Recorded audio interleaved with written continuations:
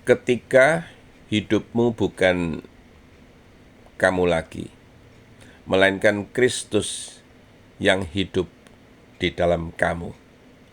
Shalom Bapak Ibu. Namun aku hidup, tetapi bukan lagi aku sendiri yang hidup, melainkan Kristus yang hidup di dalam aku. Galatia 2:20 Bapak Ibu. Bapak Ibu dan saudara-saudara yang dikasihi Tuhan, pernahkah kita melihat orang baru jatuh cinta? Semua berubah. Yang dulu anti bunga sekarang kirim bunga. Yang dulu bilang, aku nggak suka telepon lama-lama, sekarang 3 jam telepon. Isinya cuma, udah makan? Udah. Ya udah. 5 detik, hening. Masih di situ. Kalau cinta kepada manusia saja bisa mengubah seseorang sedemikian rupa, apalagi ketika Kristus benar-benar tinggal di dalam hidup seseorang, Bapak Ibu. Masalahnya, banyak orang Kristen ingin Yesus itu menjadi tamu. Padahal Yesus datang bukan untuk menyewa kamar, Bapak Ibu. Dia datang untuk mengambil alih seluruh rumah ini. Banyak orang berkata, Tuhan, Engkau boleh tinggal di ruang tamu. Tetapi ketika Yesus membuka pintu hudang hati kita, kita langsung berteriak, jangan masuk ke situ Tuhan. Itu ruang kenangan mantan. Atau itu lemari dendam loh. Itu gudang kepahitan loh. Itu rak kesombongan yang masih saya koleksi loh. Tetapi Yesus bukan dekorator, saudara. Dia adalah Raja. Dan Raja tidak meminta izin untuk duduk di singgasana miliknya sendiri itu. Kekristenan pada prinsipnya bukan sekedar memperbaiki hidup lama loh. Yesus tidak datang untuk menjadi montir, Bapak Ibu. Dia datang itu membawa hidup yang baru ya. Sering kita berpikir kalau saya ikut Tuhan, hidup saya diperbaiki. Tidak, Bapak Ibu. Yang diperbaiki adalah motor, yang dicuci adalah mobil, yang diservis adalah AC. Tetapi manusia lama itu harus disalibkan, Bapak Ibu. Bayangkan, seseorang datang kepada dokter, "Dok, saya mati." Dokter menjawab, "Tenang Pak, saya kasih vitamin." Orang mati tidak membutuhkan vitamin, Bapak Ibu. Ia membutuhkan kebangkitan. Begitulah Injil. Yesus tidak memberi kosmetik kepada dosa. Dia memberi kehidupan kepada orang yang mati. Itu. Pernahkah melihat ayam memakai sepatu? Lucu, tetapi tetap ayam. Pernahkah melihat kambing memakai jas? Tetap kambing, Bapak Ibu. Pernahkah lihat orang Kristen hafal 1000 ayat, tetapi mulutnya masih suka melukai? Berarti pakaian rohani sudah berubah, tetapi hati belum diganti, Bapak Ibu. Tuhan tidak sedang mendandani karakter. Dia sedang melahirkan ciptaan baru itu.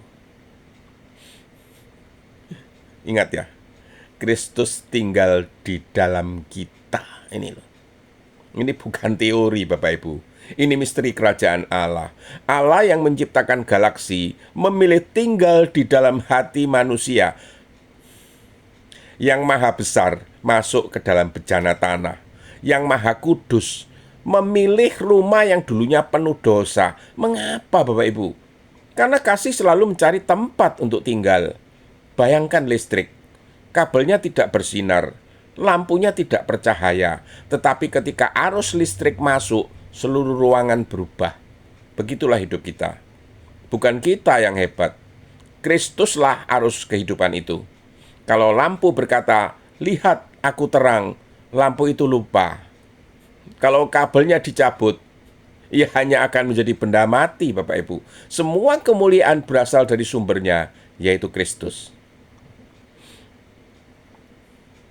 Lalu apa musuh orang percaya? Siapa musuh orang percaya? Iblis. Bukan iblis. Bukan. Bukan dunia juga. Tetapi aku. Aku ingin dihormati. Aku ingin menang. Aku ingin dipuji. Aku ingin terkenal. Aku ingin dilayani. Aku. Ingat. Dosa pertama di alam semesta itu lahir bukan karena zina, Bapak Ibu. Bukan karena mencuri. Tetapi karena satu kalimat, aku hendak menyamai Allah. Sejak saat itu, huruf terbesar di dalam kehidupan manusia adalah huruf A dalam kata aku ini. Namun di kaki salib, huruf itu diperkecil, Bapak Ibu. Lalu hilang, dan nama Kristus menjadi besar. Orang egois itu seperti selfie, Bapak Ibu. Kemanapun kamera diarahkan, yang tampak mukanya paling depan. Lihat gunung, mukanya paling depan. Lihat pantai, mukanya juga paling depan. Lihat pelangi, mukanya yang kelihatan paling bercahaya, paling besar dan paling depan lagi. Kadang Tuhan sedang menunjukkan kemuliaannya. Tetapi kita sibuk mencari sudut wajah kita yang terbaik. Padahal Injil berkata, jangan lagi hidup untuk dirimu. Ini.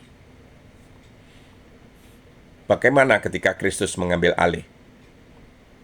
Saat Kristus hidup di dalam kita, lidah berubah. Bukan karena takut dosa, tetapi karena Roh Kudus berbicara. Mata berubah. Bukan karena takut neraka, tetapi mulai melihat seperti Yesus melihat, Bapak Ibu. Tangan berubah. Yang dulu menggenggam kini memberi. Kaki juga berubah. Yang dulu lari dari Tuhan, kini berlari membawa Injil. Ketika Kristus hidup di dalamku, air mata tidak lagi menjadi tanda kekalahan. Ia menjadi bahasa doa. Luka tidak lagi menjadi kutukan. Ia menjadi jendela kasih karunia. Malam tidak lagi menakutkan, karena terang tidak pernah kehilangan alamat, Bapak Ibu. Dan salib tidak lagi menjadi lambang kematian. Ia menjadi pintu menuju kehidupan. Saya percaya, ada orang-orang yang selama ini hidup hanya sebagai bayangan dirinya sendiri. Hari ini Roh Kudus sedang berkata, cukup sudah engkau hidup memakai kekuatanmu sendiri. Sebab engkau lelah. Karena memang manusia tidak diciptakan untuk menjadi Mesias bagi dirinya sendiri. Kristuslah Mesias, bukan kita.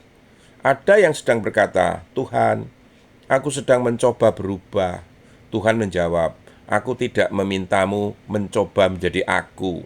Sebab perubahan terbesar bukan hasil tekad, melainkan hasil hadirat. Itu loh. Saya bernubuat di dalam nama Yesus. Musim kepura-puraan berakhir. Musim topeng berakhir. Musim agama tanpa kehidupan berakhir. Akan lahir generasi yang tidak sekedar berbicara tentang Yesus, tetapi membuat dunia bertanya, mengapa hidupmu berbeda? Dan jawabannya sederhana, bukan lagi aku, melainkan Kristus yang hidup di dalam aku. Suatu hari nanti, kita semua akan meninggalkan dunia ini. Tidak ada lagi yang membawa rumah, Bapak Ibu. Tidak ada lagi yang membawa jabatan. Tidak ada pula yang membawa rekening. Apalagi membawa follower media sosial. Yang dibawa hanyalah apakah Kristus sungguh terlihat melalui hidup kita. Itu. Semoga ketika orang mengingat nama kita, mereka tidak berkata, dia orang hebat loh. Tetapi mereka berkata, aku melihat Yesus di dalam dirinya.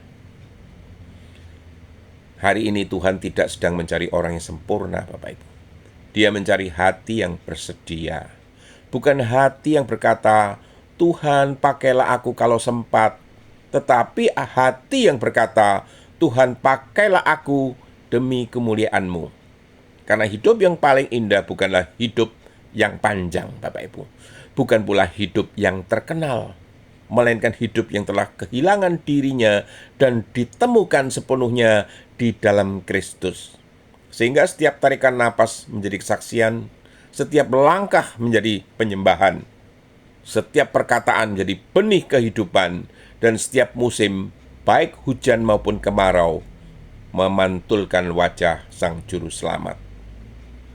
Dan pada akhirnya, Bapak Ibu, ketika perjalanan iman selesai, kiranya yang tersisa bukanlah nama kita, melainkan jejak kasih Kristus yang tetap hidup di dalam banyak orang. Bukan aku lagi yang hidup, melainkan Kristus yang hidup di dalam aku. Amin.